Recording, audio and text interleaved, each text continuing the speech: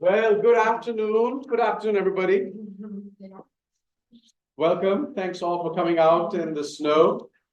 It's dipping below freezing today, and it will stay below freezing. But we have great warmth in this room. There's no time that's more special and happier in academia than celebrating the book of a colleague. And so we're here to celebrate the work of our brother and friend and teacher, Rashied Omar. So please join me in welcoming him.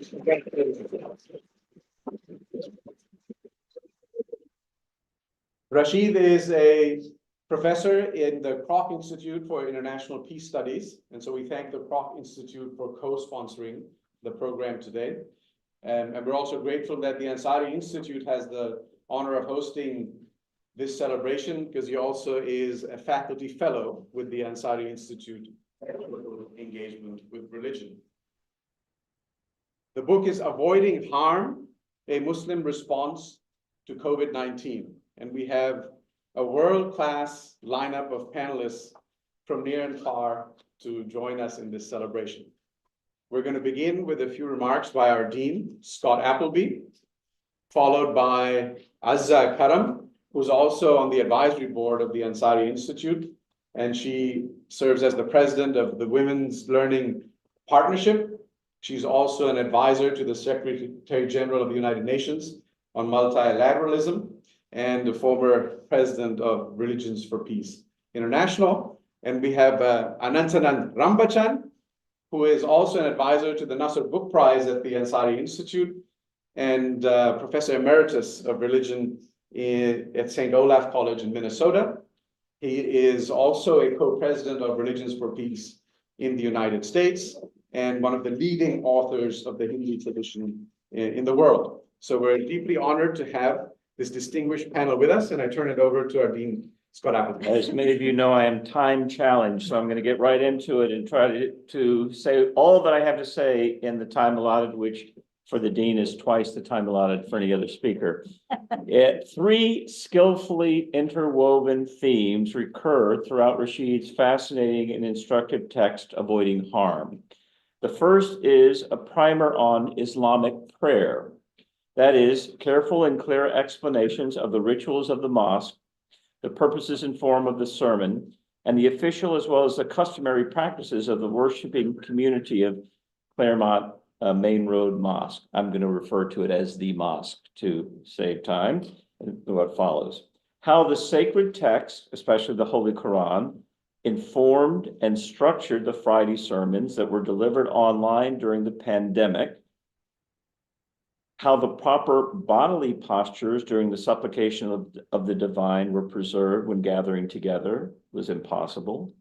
How the clerical leadership of the mosque came to pivotal decisions by balancing the best information about the pandemic and the need for personal safety with the importance of preserving the deep communal bonds that had been built up over many years. All of this, for an outsider like myself, these examples were instructive and invaluable. The mosque's imams and elected board of governors were guided by faith and by science, thereby demonstrating that these two sources of knowledge, when interpreted wisely and applied prudently, reveal the will of God and instruct the believers in obeying it, and emphasizing the importance of following the guidelines and instructions issued periodically during the pandemic by the World Health Organization, the South African government, and other established medical and health authorities. Rashied and other imams exhorted fellow Muslims to comply with the rules as a moral and religious obligation. Observing quarantine protocols, avoiding large gatherings of people, wearing masks in public, taking the vaccines that became available and adopting other precautionary measures. These behaviors were cast as praiseworthy responses to the will of the creator and sustainer of life, who set the presentation of human life above all other goods, which is a recurrent theme in the sermons in the book. This approach to the crisis was the expression of concrete choices made by the mosque leaders. There was nothing inevitable, for example, about taking the controversial decision to close the mosque. Instead, the imams could have permitted the congregation to ignore or skirt the regulations, as did some other religious congregations and communities in the United States and South Africa and beyond. The Claremont Road Mosque leaders could have justified such defiance by selecting surahs and hadiths that seem to support their position, or by invoking prominent Muslim jurists who, seeking to divide the world neatly into two opposing camps, one good, one evil, seized upon the pandemic as an opportunity to spread misinformation and deepen suspicion of the state and other secular masters, quote unquote. They could have done that. Likewise, Rashied and his colleagues could have amplified the voices of those who saw the coronavirus pandemic as a plague sent by God to punish sinners.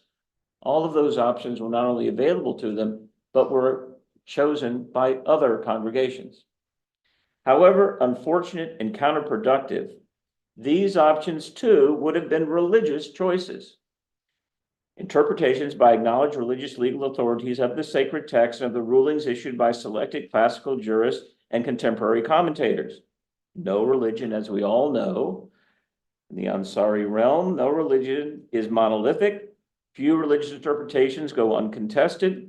Agreement on the meaning and applicability of even widely accepted core precepts and principles is hard to achieve.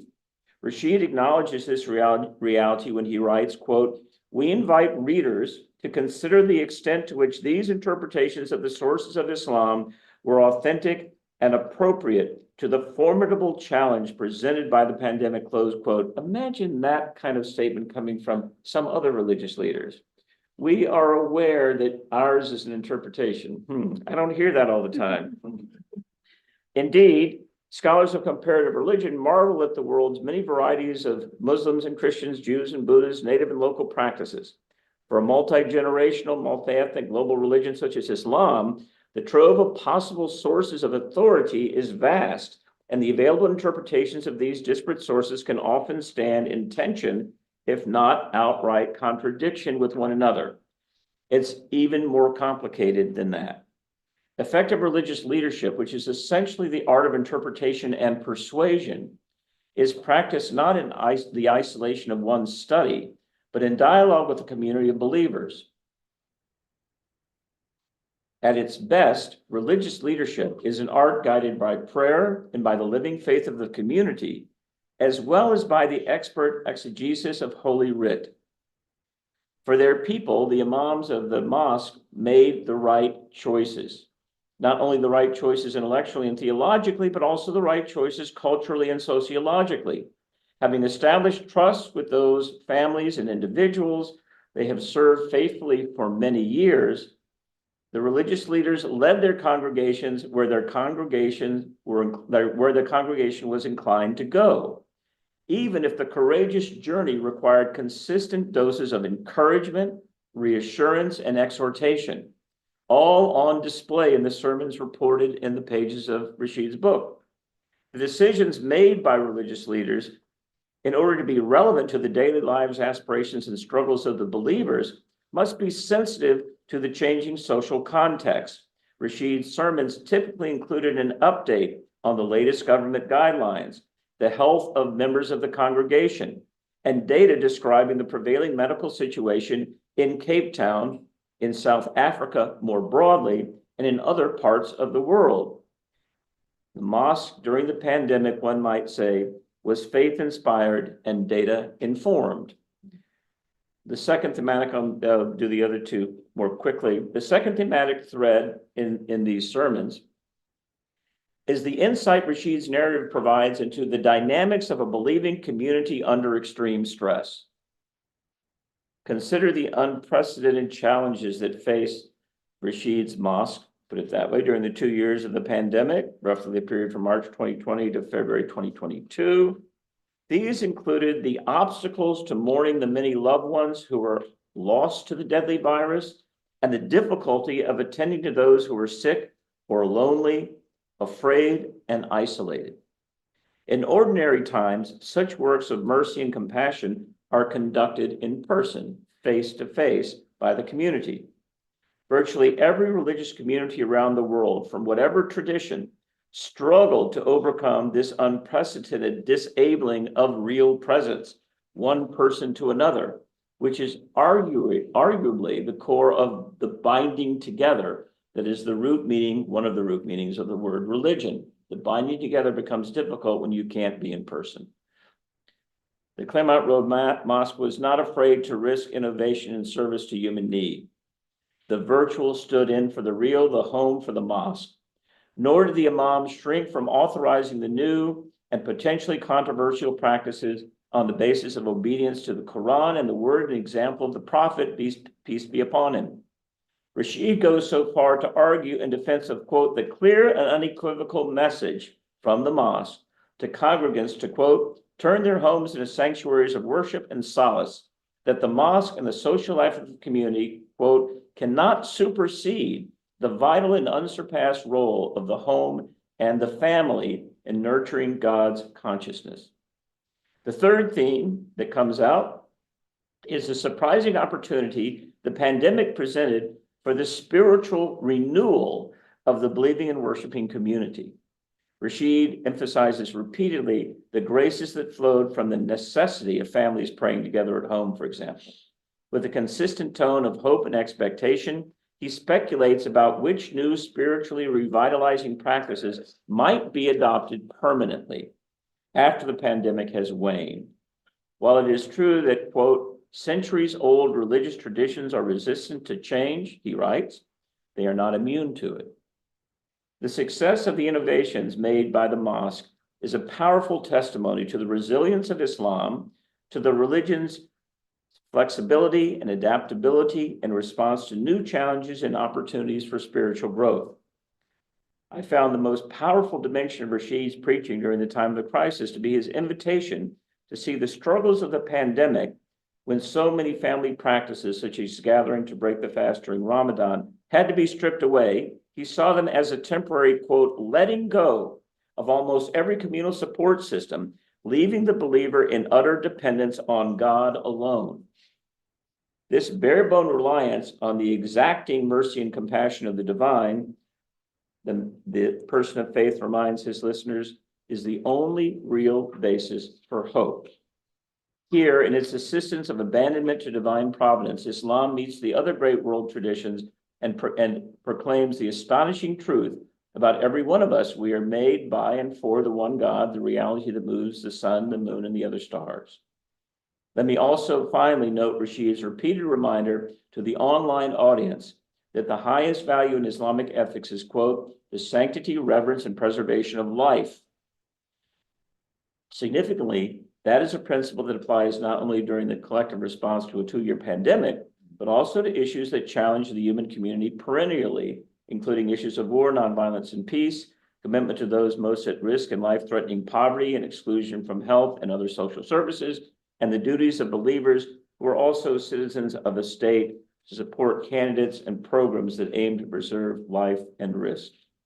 Throughout, Rashied integrates into his writing and also into his public speaking, teaching, and mentoring the virtues of a scholar: crisp analysis, careful attention to data, insights from critical essays, and peer-reviewed studies, and the deep faith, moral commitment, and prophetic spirituality seen in our most profound and influential religious leaders.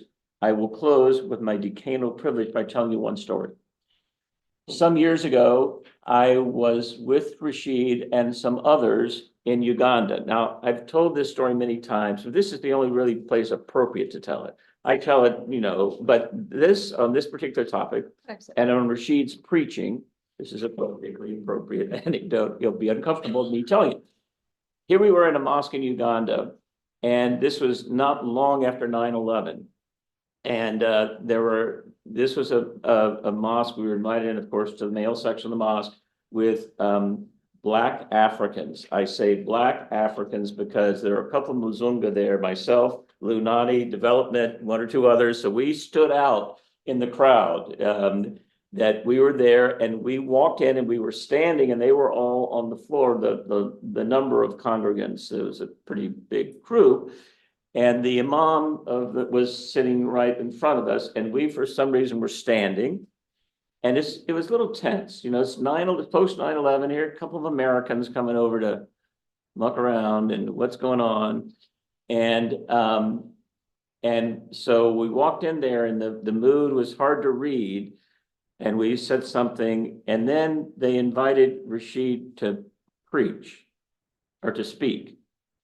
And, you know, we won't make Rashied stand up, but he's not the biggest man in the world. But when he preaches, he becomes Gandalf the Magnificent.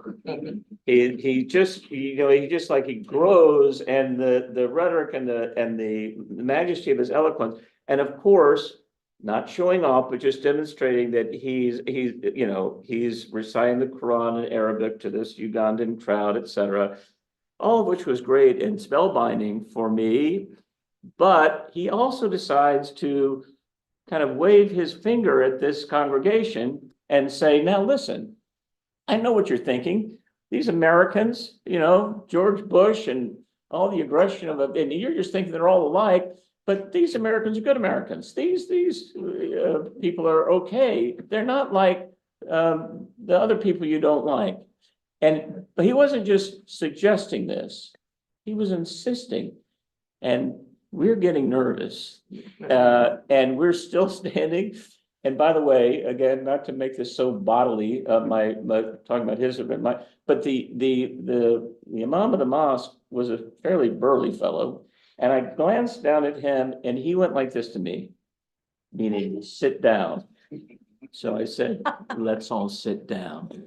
So, and then I sat down and the other Notre Dame people, Lou Nani says to me, are we in trouble?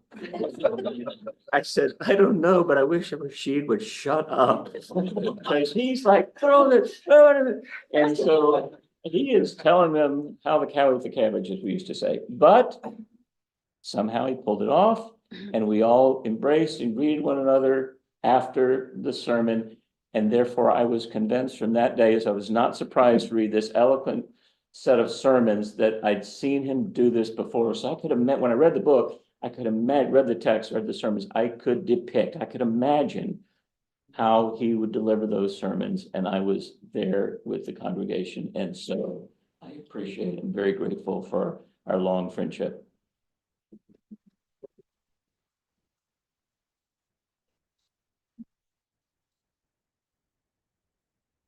Right.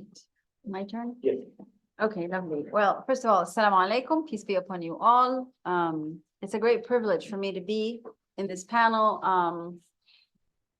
for a number of reasons. I think it's the first of which is I've known Imam Rashied Omar since the mid-1990s, I believe, when I visited him in Cape Town and was well informed by him about certain dynamics of the area that I have been studying and a student of for many years, which is political Islam.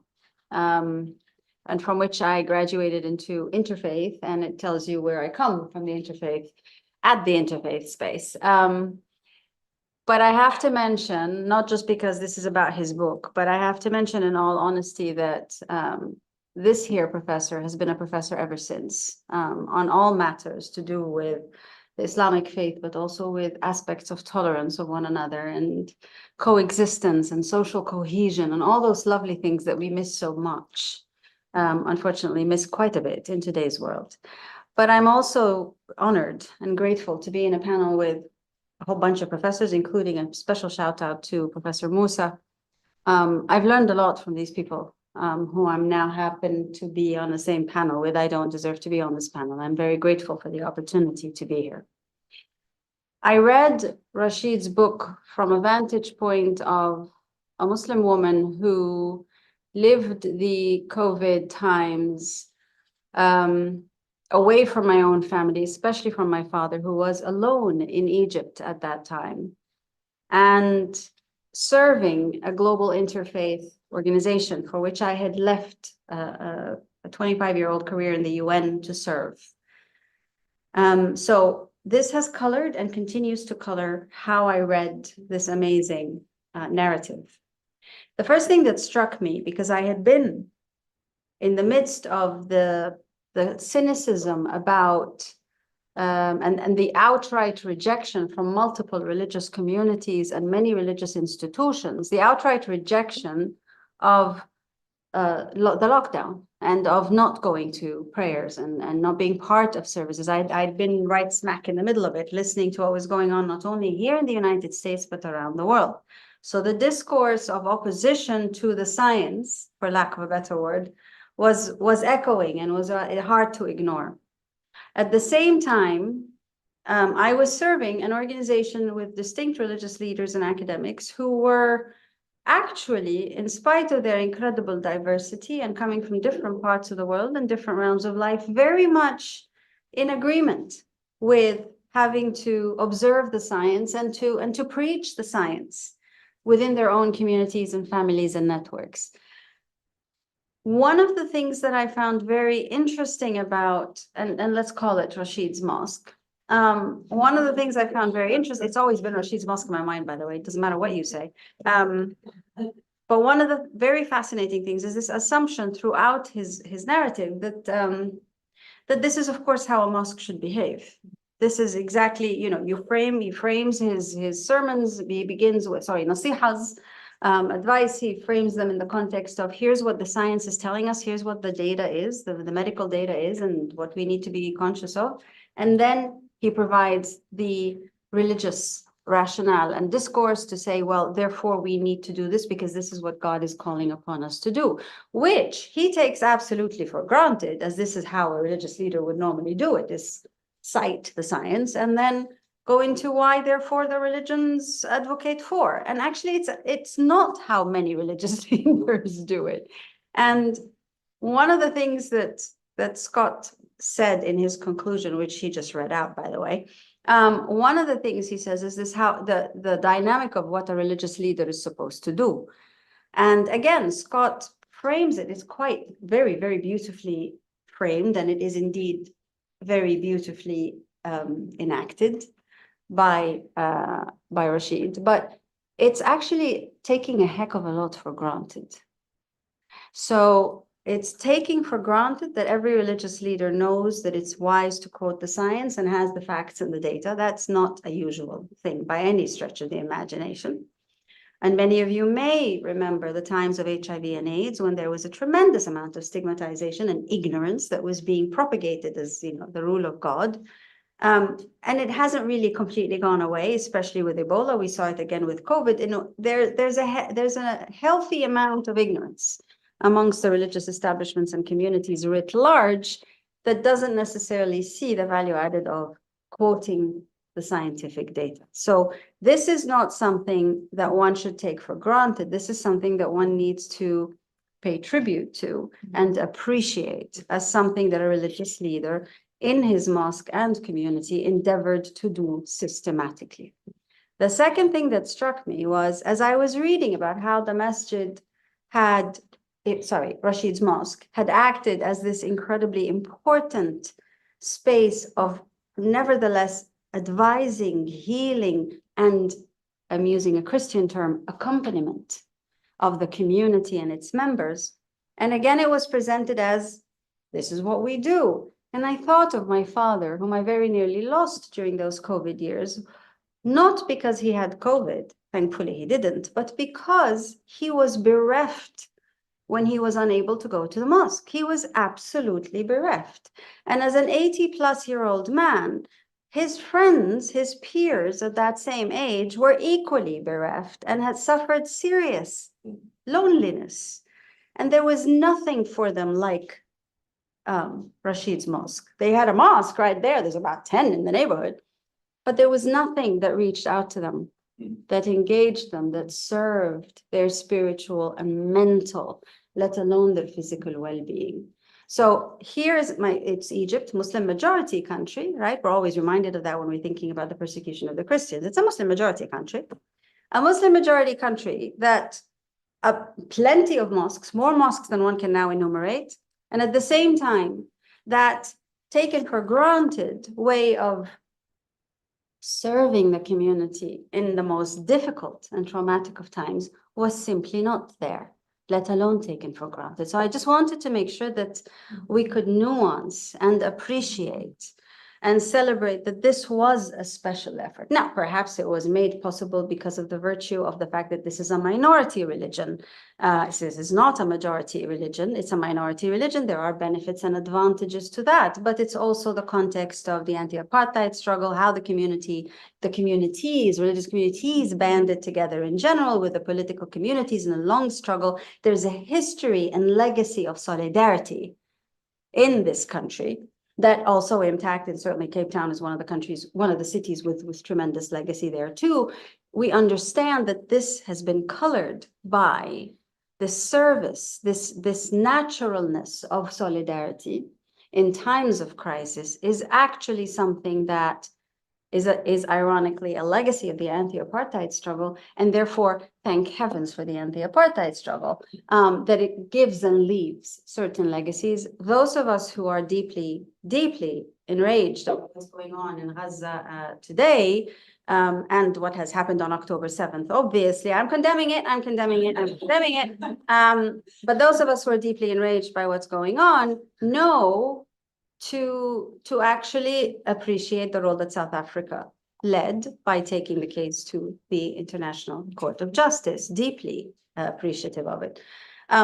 So I just want to make a link there to what's going on today in terms of the need for that solidarity that was actually very beautifully demonstrated and recorded and indeed narrated in your effort.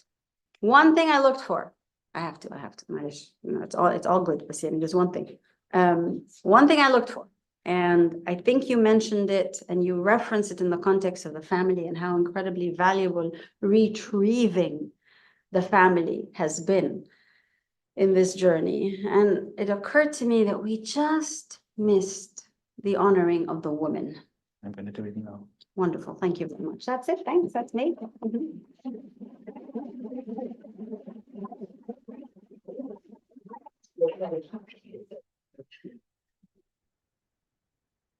So, greetings everyone, and I am grateful for this opportunity to offer a few thoughts to celebrate the release of my younger brother's book, Avoiding Harm, a Muslim Response to COVID-19. I'm sure you wonder why I call him my younger brother.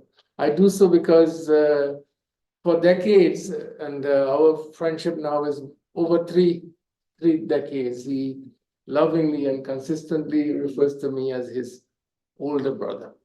So I reciprocate this very special love and respect that I share with Rashied. My friendship with him as a Hindu and as a Muslim imam is one of the most precious gifts that I have, and I wanted to acknowledge that. I am thankful for many reasons for this work from Rashied. I think that there are critical events in the history of our world when our religious communities, we are challenged in the most radical ways to consider deeply and critically our core commitments and the meaning of our practices. These events summon us to enter deeply with mind, but also with heart into the authoritative sources of our tradition, and to look back to those who we regard as its finest exemplars. And responding to these critical events requires that we unite our finest scholarship with religious practice, prayer, and prayerful reflections. We are challenged to be both faithful and to be creative. We have to justify our choices in the most profound wisdom and ethics of our tradition. And I think the COVID-19 pandemic is one such critical event for our traditions. And so in this book, Avoiding Harm, we have the rare privilege of journeying with a faithful Muslim who is a religious leader in his community, a scholar of Quran and Hadith, humble, compassionate, as he teaches and offers a response to guide his community through what is, for most of them, an unprecedented personal and social crisis. And although the khutbahs, sermons collected in this volume speak in a specific way to the demands of COVID-19, as I read Rashied's work, I saw his methodology as a significant precedent, not only for the Muslim community to whom he addresses his words, but I think to the religious communities, a methodology of how we might go about responding to such serious challenge. So for me, the significance of Rashied's work is not limited to the Muslim community. And that's my point that I want to really lift up today. The task of being faithful to the core claims of one's tradition, but with the ability to be innovative, as I so rightly said, to integrate science and theology. So this task of being faithful to the core claims of one's tradition, but to unite that with the ability to be innovative, to be resourceful as circumstances necessitate, is not a unique challenge to our Muslim brothers and sisters. COVID challenged all of our traditions in similar ways, but it's wonderful that he has recorded how he led his community through this worldwide pandemic. And so as a Hindu reader of Rashied's sermons, I discovered profound resonances with the fundamental theological insights and values that he lifted up from Islam, and that became for him and for his community a personal and a social spiritual compass that he offers. At various points in this work, Rashied mentions the potential learnings from our experiences with COVID-19. And to the many lessons that he identifies in these sermons, I would add the opportunity and the need for interfaith cooperation and learning from each other. Rashied's work is a fine inspiration, a stimulus for such cooperation. And after reading this book, I thought how insightful it would be to learn how other traditions responded theologically and how they sustained themselves spiritually through the pandemic. And I hope, and so I put it out for Ansari, I hope that there would be other opportunities where practitioners and scholars of different traditions come together to reflect with Rashied's book as a resource on the experiences of dealing with a pandemic. What were our methodologies? What were our pragmatic strategies? I think such conversations have the potential to help us discover shared theological grounds for interreligious learning and cooperation. And this would be a truly positive outcome of the pandemic if we can use it as a stimulus to engage in that work. So without overlooking or negating the rich differences among our traditions, but drawing from his thoughtful exegetical work on Islam, allow me to quickly identify just a few salient affirmations in his sermons that resonated profoundly with my own spiritual commitments as a Hindu, and I suspect with many other traditions. One has already been mentioned by Dean Scott, but I think it is foundational to your work. And I know you return to it again and again, almost in every one of the khutbahs. And this is the sacredness and sanctity of life. I think what we bring from our religious traditions is not only a regard for human rights, but a reverence, the reverence for the sanctity of life, which you return again and again to in this work. And I can't say how much the verse you quoted from the 5th chapter of the Quran. If anyone saves the life of a single human being, it shall be as though he or she had saved the lives of all humankind.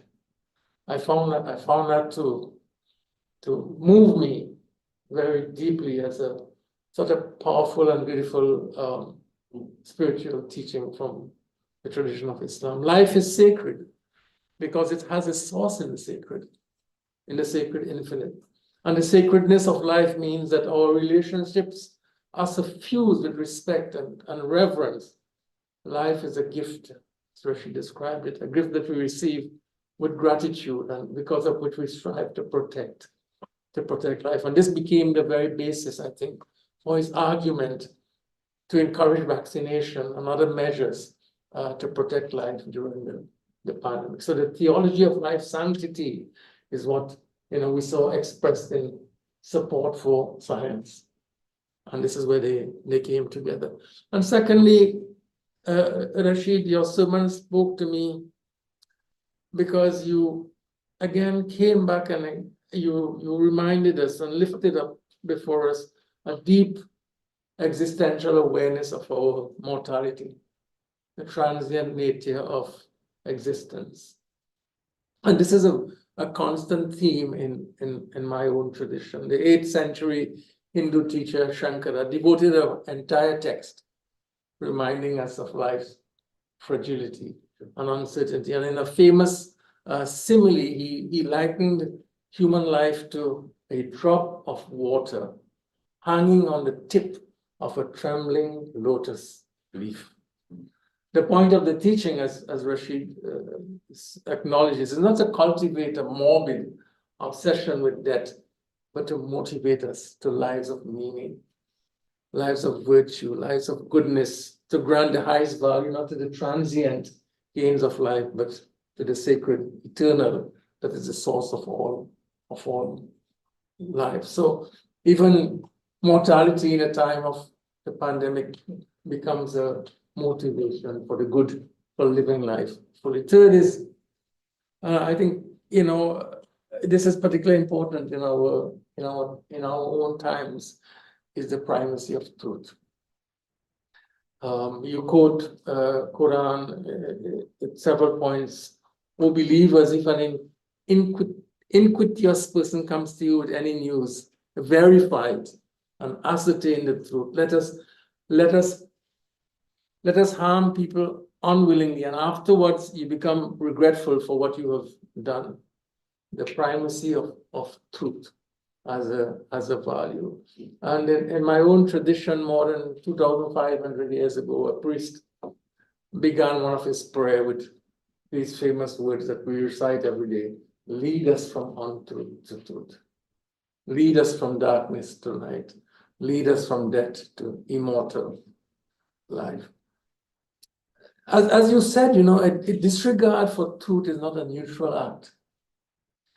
Truth and untruth are not just abstract philosophical concepts, but consequential alternatives that always confront us. In the struggle between truth and untruth, there's no neutral ground, and too many lives were lost, as you lamented, in the pandemic because of the proliferation of untruths. Truth was life-saving. Untruth caused loss of life. So we need a renewed cultural appreciation for truth and its value. Fourth is the very title of your book, a commitment to the ethic of avoiding harm. Avoiding harm is how we express our value and reverence for life. And in the Hindu tradition, the cardinal ethical value is in Sanskrit ahimsa, non-injury. But what I found to be interesting is that both ahimsa and your own terminology, avoiding harm, they are both negative constructions. Non-injury, ahimsa, and avoiding harm, but their content is positive. Negative construction, but positive content. So Gandhi, whenever he spoke about ahimsa, he was always sure to say, but ahimsa is positive. And I quote from him, where there is no compassion, there is no ahimsa. said Gandhi. The test of ahimsa is compassion. The concrete form of ahimsa is compassion. And hence it is said there's as much ahimsa as there is compassion. I think although you speak of it as avoiding harm, reading your book is very clear that for you, compassion is perhaps the primary human virtue. So I see you, while having a negative construction like ahimsa, but you also beautifully lifting up the centrality of compassion. And so I appreciated very deeply the fine and the beautiful way in which you described the taking of the vaccine. I've never seen it put in that way, as an act of love. And that's very special. The taking of the vaccine as an act of love. I don't think it has been articulated in that way. Certainly I never heard it been articulated in that way. So it spoke to me, an act of love, an act of compassion. And closing the masjid that Dean Scott spoke about as a form of social solidarity, promoting public health, saving human lives. So both avoiding harm and ahimsa point in a larger way to a commitment to the common good. And it's a challenging point that you make in your exegesis of Islam, but you remind us, and I need to continue thinking about this point, that a teaching advanced by many distinguished Muslim jurists, and I'm quoting you now, that in some instances, the preservation of life, and I hope I pronounce Hifz al-Hayat, should take precedence over the preservation of religion. Hifz al-Hayat, the preservation of life, in certain instances, takes precedence over the preservation of religion. Because as you said, it stands to reason. Without life, one can't practice religion. Religion is for the living. I'm quoting you, not for the dead. But that's a very challenging insight, because sometimes, all religious traditions become ends in themselves. And we lose sight of the larger virtue because of which we are committed. We make the tradition the end, and not see it as a means to a greater good. So let me conclude. There is so much rich content, but I think all of this culminated in your point that the suffering occasioned by the pandemic was not evenly distributed. COVID revealed the global inequities in access to health and healthcare resources. So avoiding harm must positively become a commitment in value and action to building communities that are compassionate and just. That's the larger goal to which you call us, I think, is a larger goal, a common task around which we should and we must unite. So I congratulate you, my younger brother. I am so joyful to have this book available for us. I hope and pray that your book is widely read and discussed.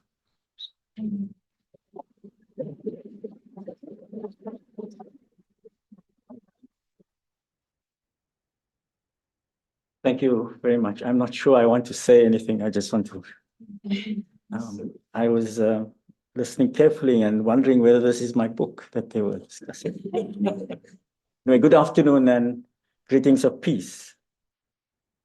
This book was crafted in a period of immense suffering, human suffering globally, which continues up to this time, as you know. It is estimated between 6 and 7 million people died during the coronavirus pandemic. And whilst we were living through that, some of us, we promised ourselves that when we get out of this,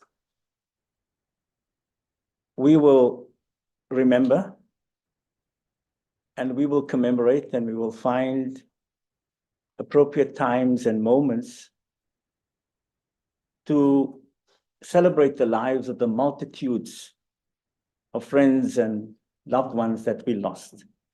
And so I'd like to begin by requesting you to join me in a moment of silent prayer, not only for those 6 to 7 million, but the fact that human beings haven't learned this most precious lesson of the sanctity, the reverence, and the sacredness of human lives, as we see happening in the Middle East, in the Sudan, in Myanmar, and many parts of the world.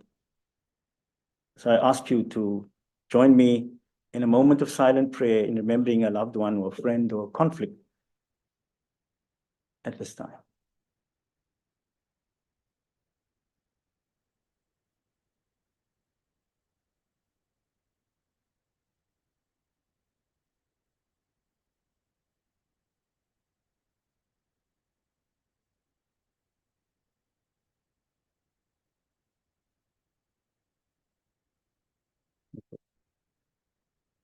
It is fortuitous that this book launch, it takes place a day before my family and I are going to remember and commemorate the passing of our beloved mother, Haji Latifa Omar, who passed away on the 17th of February, 2021.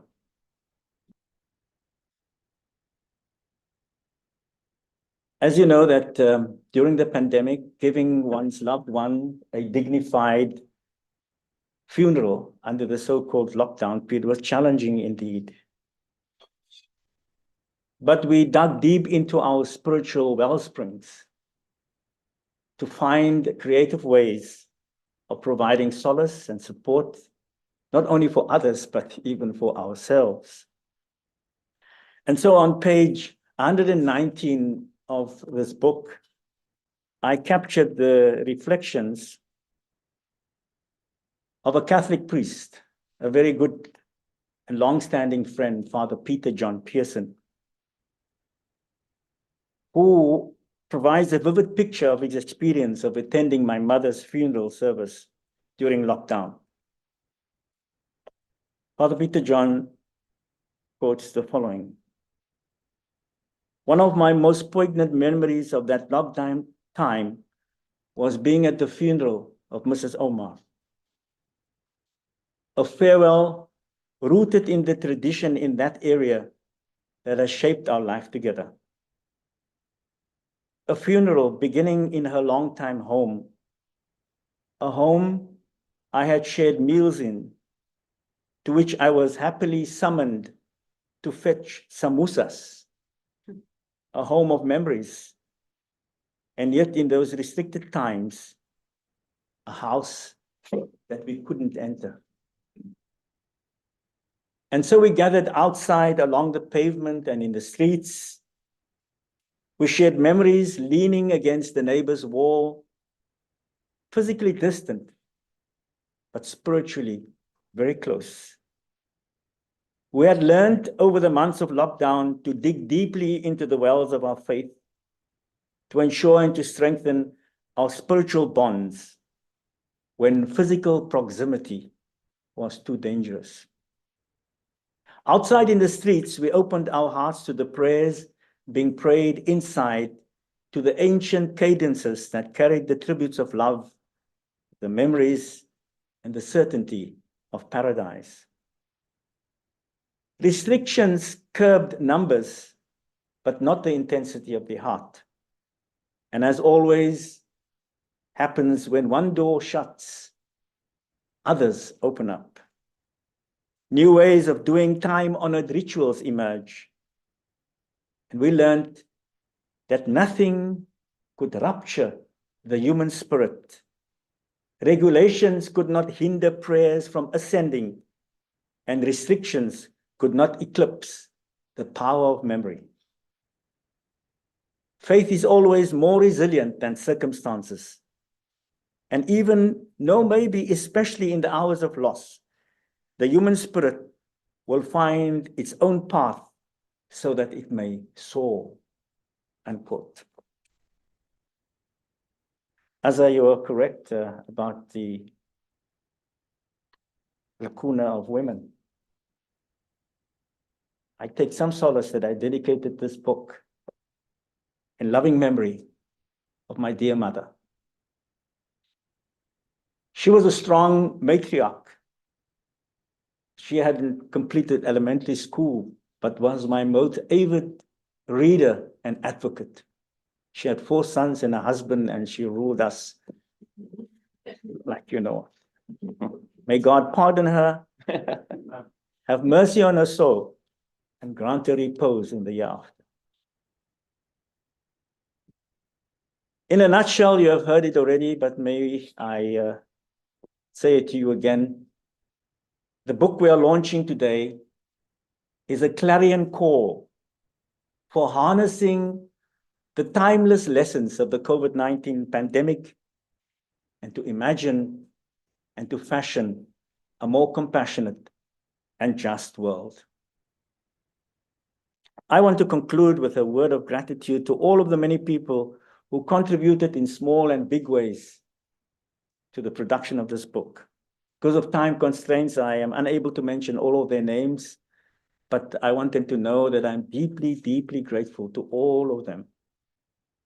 I'm immensely grateful to the Board of Governors of the Claremont Main Road Mosque, Cape Town, South Africa. I think if you read this book, another theme is, and that was made it very different from many other mosques, that the decision to close the mosque, to open it, was not made by the imams. We had imams, we had a group of medical specialists, and we took our congregation into our confidence and shared with them our perspectives, but ultimately, the decision was taken by the congregation. And one of the, as I said, major themes and other themes of this book is to illustrate the robust consultative process of decision-making, democracy in action, if you will, that is the proud ethos and legacy of the 170-year-old Claremont Main Road Mosque congregation. In particular, I want to thank a woman that played a major role, the secretary of this mosque, Jamia Khalant. As many of us know, that she is the bulwark and the strength. If you look at the imams, it is the secretary that's upholding that mosque. I want to also take this opportunity of deeply thanking Dean Scott Appleby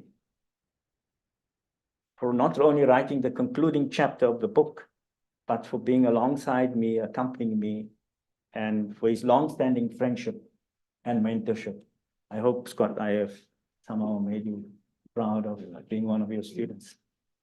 I thank the SKIO School for Global Affairs, the Kroc Institute for International Peace Studies, and especially the University of Notre Dame for providing me with the opportunity and the space every spring semester to come out of the South African trenches into a spiritual retreat of intense reading, teaching, and deep reflection. I think I'm really blessed to be able to combine both of that. And I feel for my comrades who are still in the trenches, especially during these last 4 months back in South Africa. I would also like to thank the Ansari Institute and Dr. Mahan Mirza and Rebecca and everyone else for making this book launch possible. And this amazing gathering of this panel of speakers is just absolutely wonderful. Thank you, Professor Anant and Brahmachan, for your generous remarks. Anant is a long-standing friend, as he has already indicated, and I have deep love and respect for his embodiment of the best of Hindu scholarship and values. And at this difficult time in Hindu-Muslim relations, I always find solace and I find hope in our long-standing fellowship. And I lovingly call Anant, as he knows, my elder brother. I would also like to thank Dr. Azza Karam, another long-standing friend and sister. Shukran jazilan wa jazakumullah khairan al jaza. I have known Azza for close to 3 decades, and my wife Layla and I had the privilege when we just arrived in the United States and wanted to visit New York to be hosted at her home. So we were deeply grateful finally, allow me to thank my rock. I hope she is online and listening, my source of spiritual nourishment, another woman. My wife, Leila. Leila, if you are online and listening to this launch, thank you for putting up with me. And thank you all for joining me in celebrating this modest book. Thank you so much.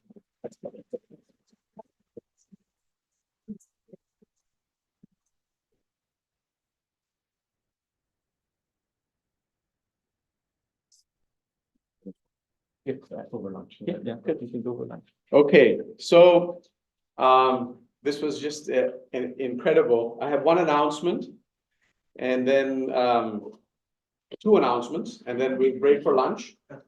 And then we invite all of you to please hang around and talk to the panelists and to talk to Rashied more about his book. So one announcement, the Kroc Institute for International Peace Studies will be hosting an anti-apartheid activist, Reverend Dr. Alan Bozak, on February 23rd. So that's 1 week from today at noon for a lecture on Palestine, Israel, lessons from South Africa. So South Africa is ruling the conversation and even at Notre Dame, which we're very grateful for. This program is in conversation with him will be Professor Ibrahim Musa, who is the Mirza Family Professor of Islamic Thought and Muslim Societies. Please make sure to spread the word and come out to this event next week. I'd also like to say that this program right now caps off 3 very intensive days at the Ansari Institute. And we had a conversation with the provost and our board chair, Mary McAleese, on Wednesday. And yesterday, a wide-ranging multi-faith conversation around a prize-winning book on how to create a more just economy. And today we're celebrating our brother, friend, and teacher, Rashied Omar. The books that are associated with these events are available outside for purchase. You'll see one that's called Politics of Being by Thomas Legrand. You can talk with him over lunch.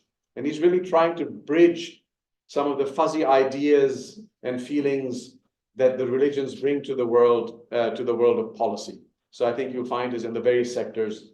So I'm sure you'll find his work and him also very engaging. And the reason I say all of this is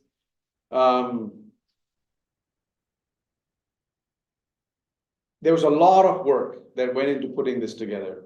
Correspondence with authors, setting up the space, lunch, and behind the scenes, there's an incredible amount of work and typically chaos. But I have to tell you, it was complete calm. And that was because of another lady. And I just have to, I can't leave these 3 days and go into the weekend without publicly thanking Rebecca Go, who's an institution.